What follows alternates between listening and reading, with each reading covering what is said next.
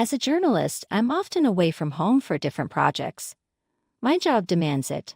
I'm married, 29, to the person I fell in love with during one of my trips. My husband is 30, and we've been married for 3 years now. We live in the house I inherited from my dad. Both of us work and contribute to our expenses and bills. Since we're often away for our jobs, we get very little time together. We have to plan dates and weekends to spend time together. The lack of quality time and the exhaustion when we do get home sometimes leads to arguments, but we always resolve them, so there are no major issues between us. We had been planning a trip for a long time but couldn't make it happen because my job got hectic, and I had to move from city to city. We wanted to take a road trip to a faraway city, stay at a hotel, and return in 2 days. We promised to go on this road trip as soon as we got the chance. We also saved some extra money to stay at a 5-star hotel and enjoy great dinners. Finally, I got the chance when I had to move back to my hometown for several weeks. I applied for a 3-day holiday, packed all the necessary stuff, and set off with my husband. We were very excited as it had been a long time since we had the chance to spend some quality time together. We took turns driving, played our favorite music, chatted, and laughed. It felt like the best time of my life. We reached our destination, checked into the hotel where our room was already booked, freshened up, and got ready for dinner. At the hotel's restaurant, we ordered food and reminisced about our lovely memories. Everything seemed perfect. After dinner, we went to bed, tired and ready for a good night's sleep. But when I woke up the next day, my husband wasn't by my side. I waited thinking he was in the bathroom, but he was taking too long. I knocked on the door, but there was no answer. When I opened it, he wasn't there. I dressed up and went looking for him, calling his number, but it wasn't responding. My heart raced and I became worried. I started asking random people if they had seen him. I quickly checked the rental car to see if he had left the hotel, and to my horror, the car wasn't there. I thought I should wait, but the anxiety was too much, so I left the hotel to look for him. With minimal cash, I somehow managed to get home. When I arrived, the door was already unlocked. Inside, I found my husband lying on the floor, crying and breathless, surrounded by broken photo frames and flower vases. I was completely clueless about what had happened.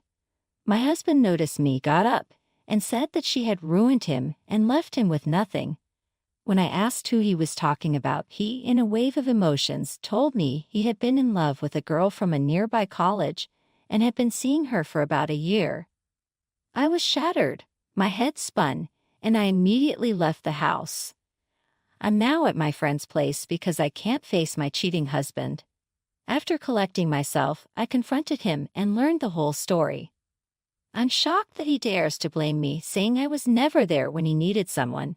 According to him, I'm a self-absorbed woman only interested in my career with no value for relationships. It's hard to digest that this is the man I argued with my parents for, the man I took a stand to marry. I shared my life with him, all my concerns and cares revolved around him, and I put all my efforts into maintaining our relationship while he was seeing someone else and being intimate with her. I also have these feelings that my house and bedroom were being used in my absence, and this freaks me out. I can't believe I stayed in the dark for so long, ignoring the hints I occasionally got. I can't even face myself, feeling like a clown who was exploited all this time. I can't comprehend how he could confess to my face that he fell in love with a girl who has now ditched him for someone else, and he's unable to deal with his heartbreak. Here's an update. My husband approached me and begged me to return, saying he made a horrible mistake and is ashamed of it. He says it was a blunder and he never wanted to put me through this. In between his apologies, he kept saying that he isn't the only one responsible for this situation, and that I also have a share of the blame. He claims I was never vigilant enough, or I could have found out about his affair long ago. He says it was my carelessness and irresponsibility that led him to another woman, and I was clueless. He justifies his cheating by saying he needed attention and love in my absence, which led him to this situation. Even if I'm partly to blame, why did he shamelessly confess his love for that girl? Why does he say he is heartbroken and that she ruined him? How can he develop feelings for someone else while being married to me? All his apologies and begging make no sense. He says I should return and work on our struggling marriage, but I can't see a future with him, so I mustered up the courage and filed for divorce. As soon as he was notified, he acted crazy. He has been calling me, but I'm not interested in talking to him, so he started calling my friends, parents, and even my coworkers. He told them that I was never interested in this marriage and was always looking for a way to escape. Now, when I finally have an insignificant reason, I'm creating a mountain out of a molehill. He even questioned my character, saying I work with male coworkers and travel with them, so there's no credibility to my character. This tore my heart into pieces. I've always respected my partner so much. I can't believe this is the same person I fell in love with and fought to marry. This is the person who was my whole world. Now he's not even thinking before talking about my character. My parents called me, asking me to reconsider my decision and give him a chance, saying we're perfect for each other in every way. They asked what I'll do with my life after the divorce, insisting that I'm the one who will suffer the consequences while he finds another woman, just as he did before. The thing is, even if he can find himself 2 new women, he won't get any place in my life because I don't care anymore. I don't understand why my parents want me to stay stuck with such an immature cheat. I'm a well-established woman with a good job, nice pay, and a house. Why shouldn't I compromise and give him a chance? Did he consider our marriage while he was indulging with that kid who was good for nothing? My friend supports me and says she'll stand by me no matter what decision I make. Since I own the house, I'm going to kick him out. This might be his major concern since he'll be homeless unless he goes back to his parents' house. My husband is the real a-hole here, having a loving wife with a career and a house, who puts all her efforts into the marriage, doesn't give him the right to cheat just because she was busy with work. He's an ungrateful jerk who isn't even ashamed of what he's done and still wants reconciliation. He keeps blaming me for not knowing what was happening behind my back. I feel sorry for myself, realizing that during our road trip, I thought life with him was perfect. I'm glad things were dramatically uncovered so I can now stand up for myself. It's hard to understand why my parents want me to go back and live a life of darkness with him. They should be supporting me in this weak moment, not pushing me back into that mess. I shouldn't be pressured to return to someone who doesn't deserve or value me. I'm a strong woman who earns well and owns a house. I can lead a better life without that shameless cheater. I appreciate my friend who not only took care of me while I stayed at her place but also supported my decision to separate. She's acting like family, while my own family is pushing me into a hellhole. Ever since my daughter was born, my wife has developed an unhealthy habit of buying excessive clothes and toys for her. My daughter is currently 4 months old, and my wife buys clothes for her all the way up to 1 year old. I'm a house husband, so I do most of the baby-related work, and we don't even change our daughter that often. She doesn't wear half the clothes my wife buys. I don't see the need for all these clothes when we could spend the money on more important things like future preschool fees or savings. After work and chores, my wife goes straight to her phone and starts browsing Amazon, bulk buying baby clothes without a second thought. Some of these clothes are high-end brands that I don't let my daughter wear for fear of staining them. Not only will she outgrow these clothes within a year, but all this money is being wasted. So I decided to give away some of the clothes for ages 7 months and above to my sister, who also has a baby girl, and to a local charity supporting single mothers. My daughter already has enough clothes to last her a whole year.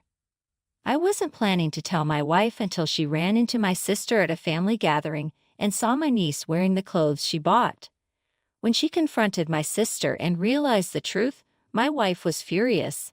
I might be the a-hole for not taking her permission, or at least reselling the clothes, but I knew she wouldn't agree, so I made a harsh decision. These clothes would be better off with someone who actually needs them. My wife is still pissed even though I've apologized and explained my rationale.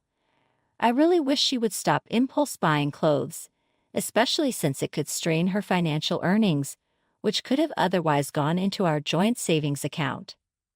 P.S. Don't worry, my wife still pays all the expenses and bills on time, but this impulse buying could eventually cause problems. I started out thinking everyone sucks here, but you got more and more wrong. Your daughter is 4 months old, so giving away brand new clothes for 7 months ahead is ridiculous. Baby sizes are inconsistent, and babies go through growth spurts. You should have the next 2 sizes available. It's not like she's buying size 3T. This just means your wife will have to buy new stuff in a month or 2, costing more money. Also, you don't put the clothes on because you're afraid she'll stain them. She's a baby. If you've already spent the money on clothes, let her wear them. She'll outgrow them in 2 months anyway. If you've already spent the money, who cares if she stains a $5 onesie or a designer outfit? Take a few cute pictures before the inevitable mess. Have an actual grown-up conversation with your wife. Set a budget. Talk about how designer stuff isn't worth it and should be returned or limited.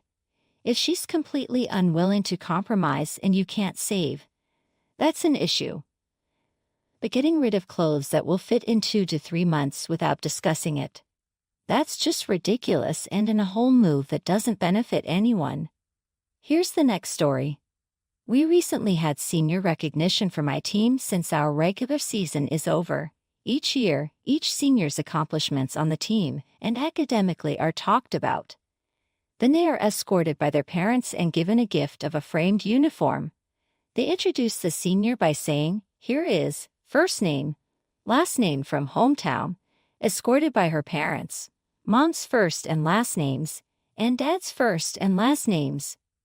I asked my coach not to use my mom and stepdad's last name since it's different from mine and brings up uncomfortable feelings. I 22F asked my mom and stepdad to escort me since they were there almost every single day of my childhood, through good and bad moments. My stepdad stuck around and loved me even when I hated him because he wasn't my actual dad. I thought it was impossible for him to love me as much as he loves my half-siblings. They are 100% siblings to me. I don't like using the term half. My dad, stepmom, and half-siblings lived in another state. I saw them during some school breaks and holidays until I had practice almost every day in summer. My dad and stepmom flew to see me 1 weekend a month because my stepmom couldn't handle me having my dad all to myself for just 2 days. My dad and stepmom came to this last competition of the regular season. I didn't tell my dad about senior recognition because I didn't know he was coming. When he found out, he was sad, and my stepmom got snippy. I told them they were part-time parents and delusional for thinking I'd give them credit for raising me when they live states away. My dad called me crying, saying how much he loves me and how hard it was to be away. My stepmom lectured me about how they did the best they could. I kind of feel like in a hole now for not telling my dad and yelling at him. My stepmom not wanting me to have my dad all to myself is just a theory, not the whole. I imagine my half-brother and sister feel the same way. My dad picked my mom and me over his 2 kids with his first wife. I was a baby and didn't know what was going on, but looking back, he did them dirty. After asking both my parents vaguely, I'm pretty sure it was 90% my mom's influence and 10% my dad's fear of conflict. If you want a relationship with your dad, directly ask him why he wasn't around and if it was because of your stepmom. You're still young enough to mend fences if you want. My half-siblings are in their late 40s and early 50s, and my father has passed away. Either way, you're definitely not the a-hole. Being a vacation parent is a choice. If your children are important, you make every effort to be part of their lives. Your dad chose not to be involved, and it sounds like your stepmom encouraged that choice. They don't get to expect anything from you. If this event was your dad's light bulb moment, you could sit down and talk with him alone about his role in your life and what you need from him going forward if he wants a better relationship. But that is one